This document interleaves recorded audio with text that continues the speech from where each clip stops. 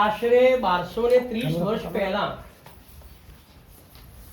ગૌચરમાં તોડાની માતા અંબાજીની દેરી બનાવી તોરણ બાંધીને ગોજારિયા ગામનો અહીં વસવાટ શરૂ થયો હતો. શરૂઆત જ અહીંથી થઈ અને સમય જતાં હાલના સ્વરૂપવાળું મંદિર બંધાયું. મંદિરમાં પ્રતિષ્ઠા પામેલી અંબાજીની મૂર્તિની ભવ્યતા ખરેખર ધ્યાનાકર્ષક છે.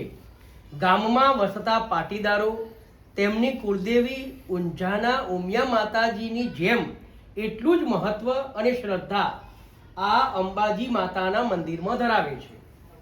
પાટીદાર સમાજમાં લગ્ન પછી વરરાજાનું મીંઢળ છોડવા અહીં આવે છે.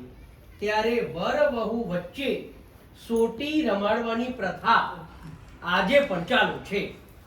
ગમે ત્યાં લગ્ન થયા હોય પણ મીંઢળ છોડવા વર વહુ ગોજારિયાના અંબાજી મંદિરે અચૂક આવે છે. આ જ પ્રમાણે દરજી, કડિયા, સુથાર જ્ઞાતિના કેટલાક પરિવારો આ મંદિરમાં શ્રદ્ધા ધરાવે છે. દૂર સાદરાથી દરજી પરિવાર પણ અહીં દર્શનાર્થે નિયમિત આવે છે. ગામના સેવાભાવી ડોક્ટર એડી પટેલને ચરામાં આવેલ અંબાજી માતાનો વાઘ વરસાદમાં પલળે છે એવું સ્વપ્ન આવ્યું હતું.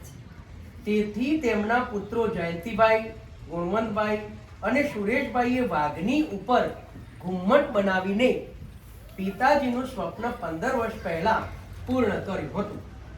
દર વર્ષે શ્રાવણ વદી 8 જન્માષ્ટમીના દિવસે અહીં મેળો ભરાય છે.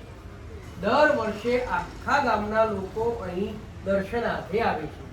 દર આસો સુદ આઠમના રોજ હવનનું આયોજન થાય છે.